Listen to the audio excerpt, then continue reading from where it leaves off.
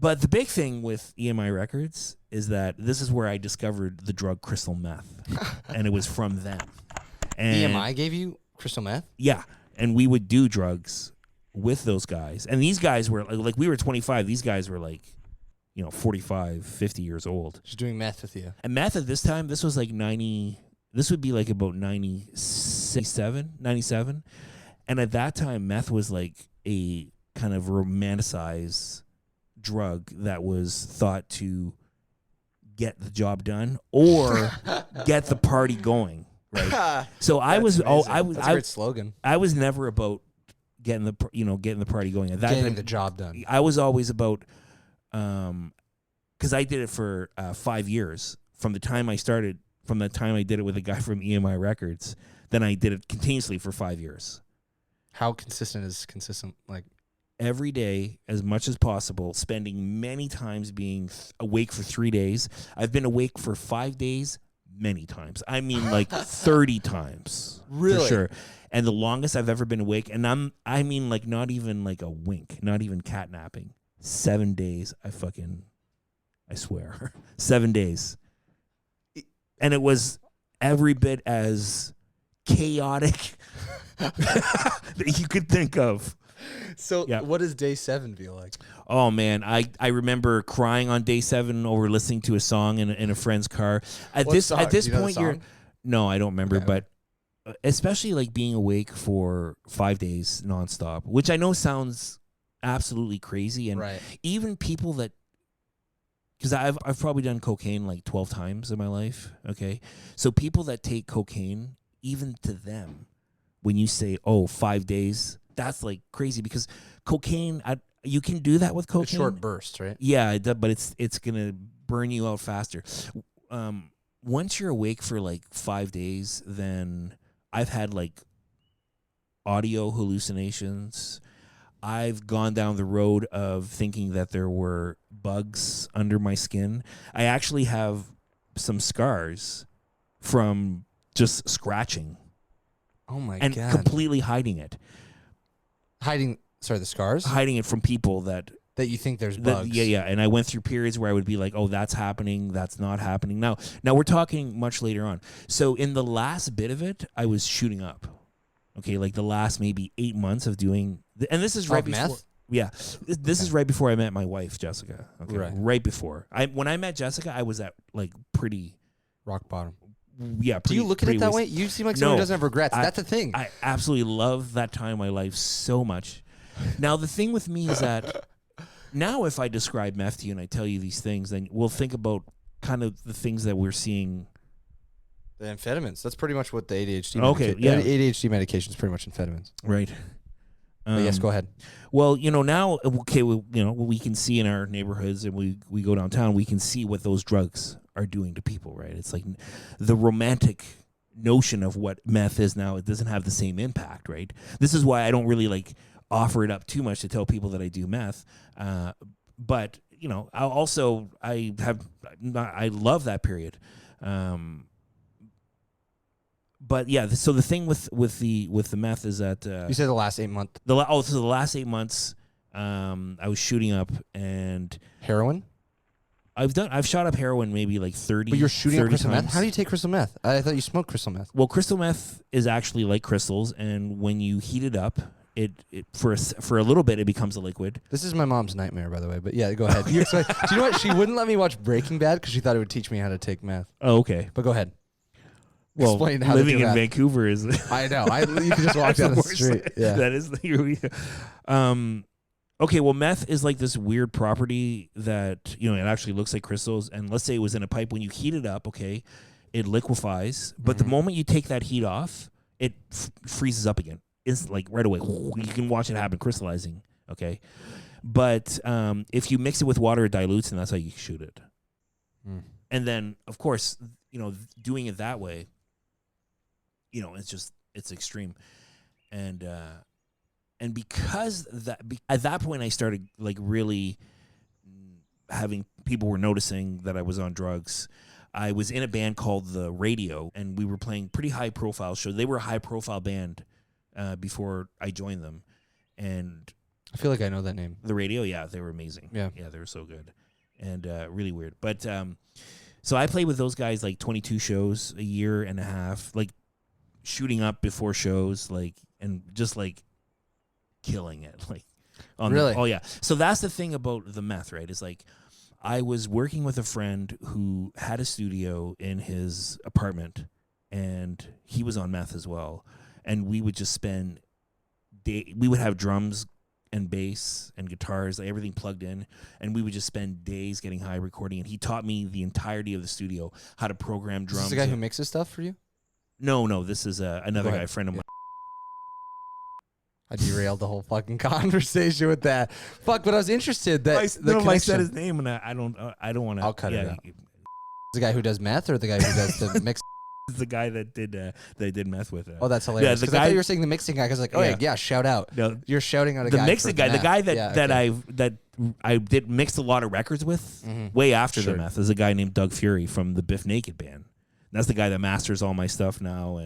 But I made like records with him I made like 10 records with him, and he taught me how to mix properly. But like years before that, so basically I was working in the studio, like, and the meth was like propelling all of that, and then I would spend a healthy 8 to 12 hours a day high on meth. Healthy? Practicing my bass like crazy. When I started doing meth, I started first by doing it like on Saturdays, okay? And at first it was just about hanging out with people, okay? Because the meth part with the EMI records, that would be the after the rehearsal. I still wasn't connecting the two, the music and the focusing, right? It was more about just the socialness. So it would be doing it on Saturdays, but then somewhere along the line, I realized that if I play bass when I'm on meth, that was it. Like I could sign a deal with the devil. And that's what I kind of did. I got to the point where I was doing it like every 3 days, and then I would take days off. And then I just thought, okay, I'm either going to let one more day at a time creep up on me, and then I'm going to be fucked because I'm not going to have had any control over this. Or, what do you mean? What do you mean by that? Okay, so it's like, well, if I say I'm only going to take the drug on Sundays, but then now I want to take it on Saturdays. And it's like, okay. And then somehow that turns into Friday, Saturday. Next thing you know, I'm doing it all the time. And I'm like, how did that happen? Right? That kind of thing. I decided once I got to the 3-day point, I decided that I technically even said to my mind, I'm going to sign a deal with that devil. And I'm going to become the musician I want to become. And the musician that I want to become with the technical prowess that I want from what I love from other musicians, it's going to take like all those hours and all that attention, not just practicing, right, but the being in the headspace to practice with it. So, which 10 years later, I'm getting carpal tunnel surgery. Do you think that you could have achieved it without the meth? Hell no. Really? No way. Really? Because it's all about the amount of time you put into it, muscle memory. It's all about the muscle memory. So there's no way you could have done it without meth? No. I never would have put in that amount of time and willpower into it. Do you recommend it? And before that, don't answer that. When I was a kid, when I was like, 15, 16, 17, way before I was taking drugs, sure, I was putting in 3-4 hours a day already. So it wasn't like I was like all of a sudden kind of like, oh, I'm kind of lazy but not into it. I was already doing a lot, but this was like, I'm over the top, and now all that muscle memory is still intact, So when I quit doing it, because it didn't creep up on me, I never felt like I was addicted. I felt like I was doing it, like I was controlling it. And when I stopped, it was surprisingly not that difficult. Not to take away from other people's experiences that I know have a hard time with it. But for me, somehow, maybe right time, right place. And it's also right at the time where I met Jessica. And in my mind, that's my wife, even though I was never given an ultimatum by Jessica, like in no way at all, given an ultimatum. You felt one? Well, I felt like there was no way possible that could, continue, including like, if I would have showed up here today high on heroin and nodding off the whole time, we would both know that a working relationship would not be able to continue if I was in that state, you know. So yeah, I think her and I falling in love with each other kind of softened the blow, you know, because I had all these happy feelings going on. Yeah, it's not like you had to quit at a bottom. Yeah. Interesting. I wonder if that makes it easier. I know nothing about addiction, but you had like another outlet instantly. I feel like people are forced to leave when they're at their lowest lows, and then what do you have to fill that kind of void where you had that relationship with Jessica, which is pretty good. Did you feel like it was like you loved Jessica from the beginning? Because it's interesting. You guys have such a, one, great relationship, but two, it's very close in proximity. You work together both in the barbershop, and then you work in a band together and on music video projects. And like you're so closely interlinked that usually relationships don't last like that. Like you know, every old guy I golfed with in Rebels was like, I golfed to get away from my wife and right, those things. You know what I mean? Like people are, I guess they're just generally unhappy, but they're, you know, like explain how you met Jessica. I think the easiest thing for me to think, and I've always thought this, is pretty much right from the start, friends, and then best friends, and then everything else, all the other titles seem not as important to me, including, I think best friend is better than wife. Really? Yeah, wife to me, it's like my wife, I don't know, it kind of implies some type of like ownership, right? Mm. I like best friend because, well, I think a wife seems like a different, like the classic idea of a wife is a different role to me, right? Like, I don't know.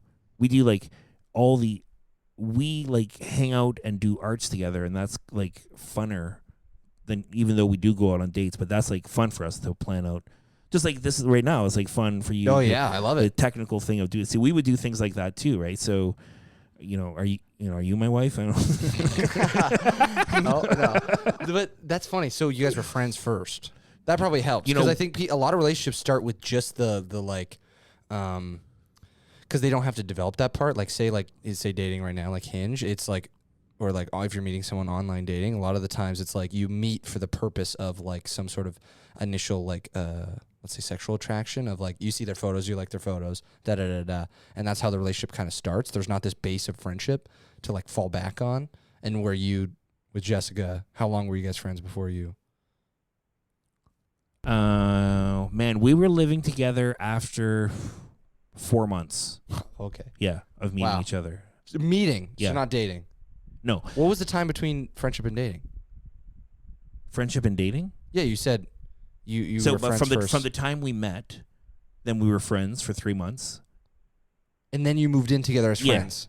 No, then we moved in together. So maybe the last month we decided that we were boyfriend and girlfriend, and then we moved in. So you were as friends though, hooking up? When did the hooking up was if it could not have been more like having like a blanket in the middle with a hole in it.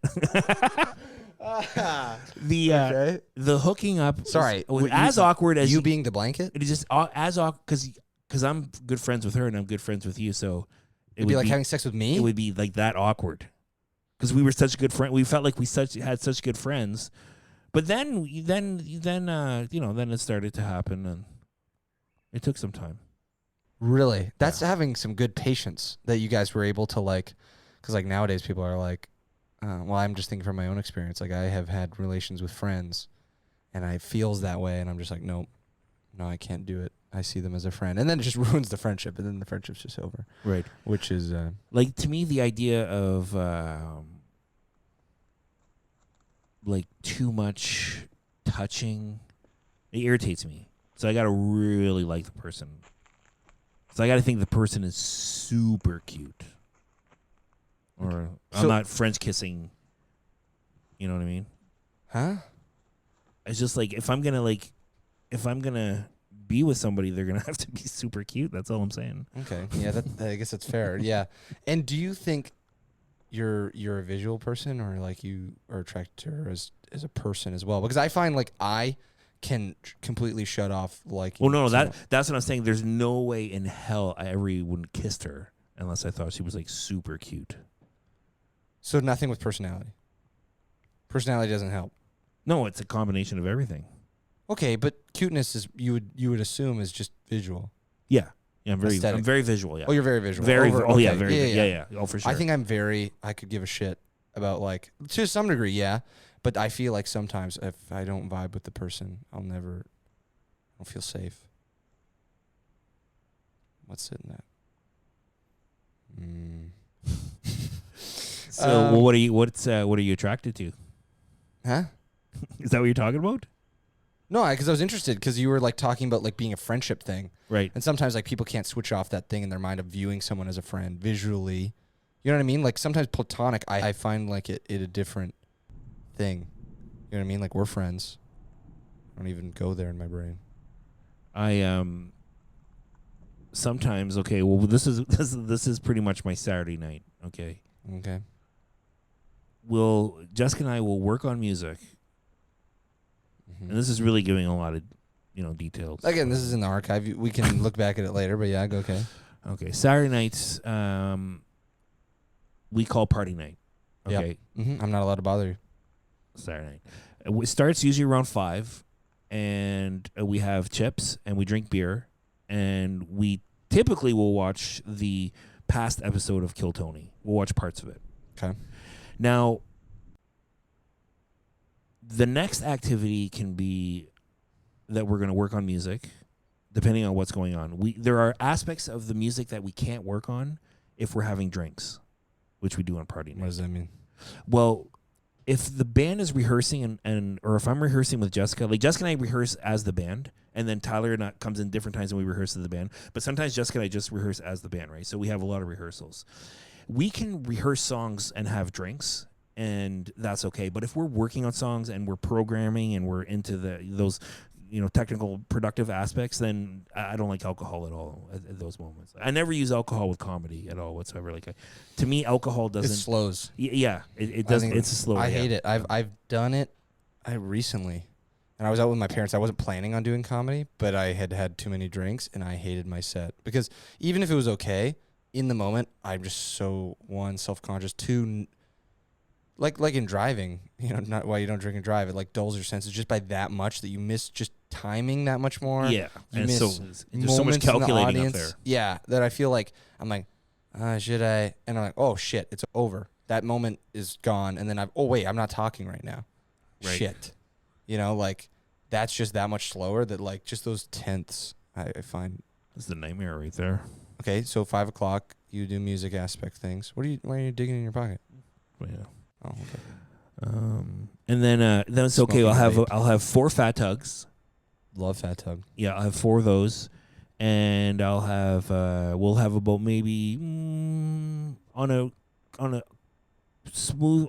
not so party night 3 tequila shots, and then a bigger party night, like 6 tequila shots, right? Which I don't like to do because I can feel a little bit the next day. And now there's an open mic that I want to get to every Sunday at Underground. And I work also on Sunday, so I'm not so prone now to get too crazy at night on the Saturday there. But and then I'll wait till she's not really watching, and then I'll just like take all my clothes off right away, and then that usually gets everything started. I can't tell if you're joking. No, that's the truth. Really, you sneak.